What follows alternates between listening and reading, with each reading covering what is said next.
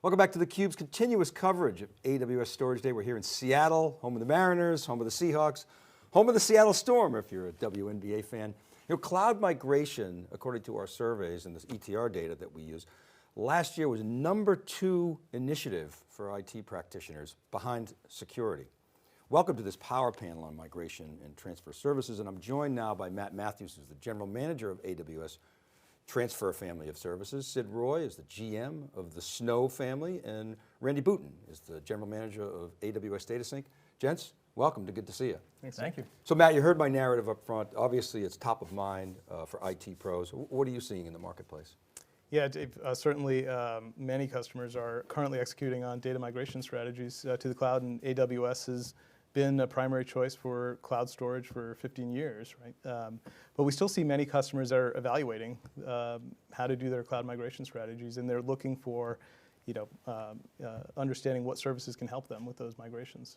So Sid, why now? I mean, a lot of people might be feeling, you got hesitancy of taking a vaccine. What about hesitancy of making a move? Maybe the best move is no move. Why now? Why does it make sense? So AWS offers compelling cost savings to customers. I think with our global footprint, with our 11 nines of durability, our fully managed services, you're really getting the centralization benefits of the cloud, like with all the resiliency and durability. And then besides that, you are unlocking the on-prem data center and data store costs as well. So it's like a dual prong cost saving on both ends.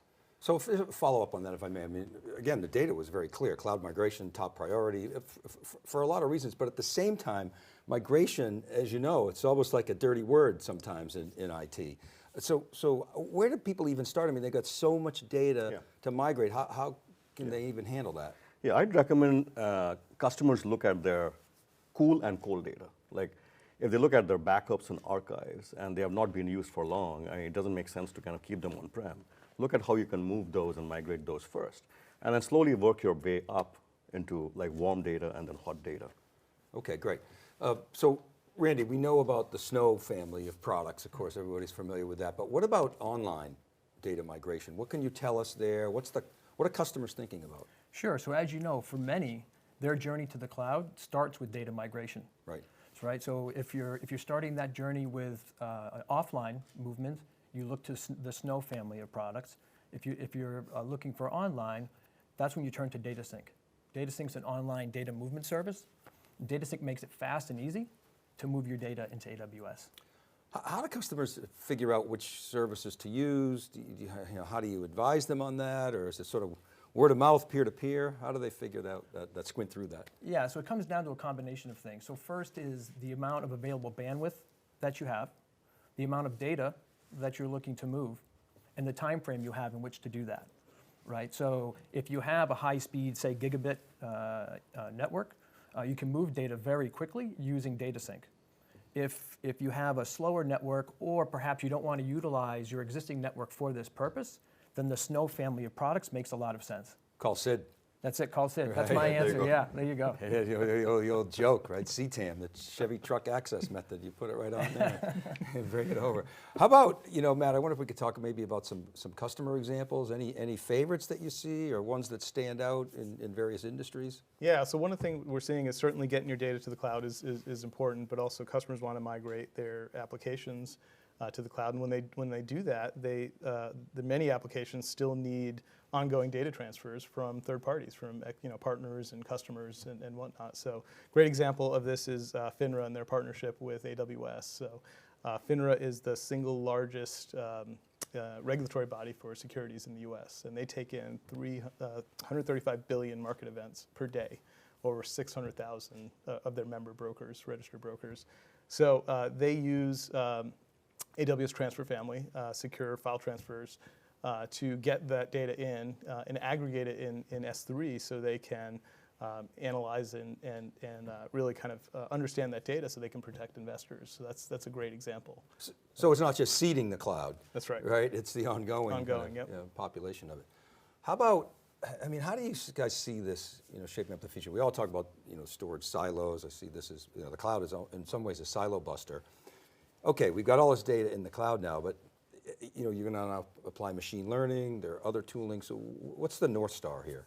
Yeah, that's really the North Star. Getting, we want to unlock, not only get the data in the cloud, but actually use it to unlock the benefits that the cloud has to offer. Right, that's really what you're getting. You're aggregating all that data and using the power of the cloud to really, harness that power to analyze the data. So it's a big challenge that customers have. I mean, you guys are obsessed, listening to customers.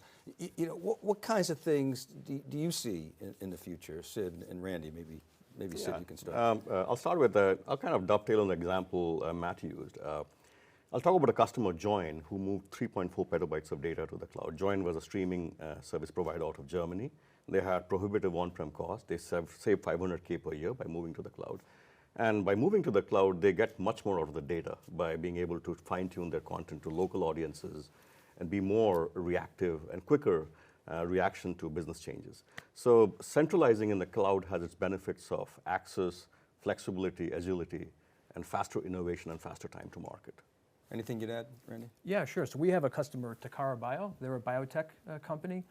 They're working with genome sequencing, right? So data-rich information coming out of those sequencers. They're collecting and analyzing this data daily and sending it up into AWS for analysis. By using data sync in order to do that, they've improved their data transfer rate by 3 times, and they've reduced their overhead by 66% in terms of their process. Guys must be blown away by this. I mean, we've all sort of lived in this on-prem world, and you sort of lay down infrastructure and you go on to the next one, but the use cases are so diverse. The industry examples, Matt, we'll give you the last word here. Yeah, so what are we looking to do? We always want to listen to our customers, but collectively our services and working across other services at AWS, we really want to help customers not only move their data into the cloud, but also unlock the power of that data. And really, we think there's a big opportunity across their migration and transfer services to help customers choose the right service based on where they are in their cloud migration and all the different things they're dealing with. I've said a number of times, the next 10 years is not going to be like the last 10 years. Right. It's like the cloud is growing up, it's out of the infancy stage. Yep. Maybe it's in adolescence, I don't really know exactly, but guys, thanks so much for coming to theCUBE and sharing your insights and information. Appreciate it. Thanks, Dave. And thank you for watching, everybody. Keep it right there. More great content from AWS Storage Day in Seattle. Be right back.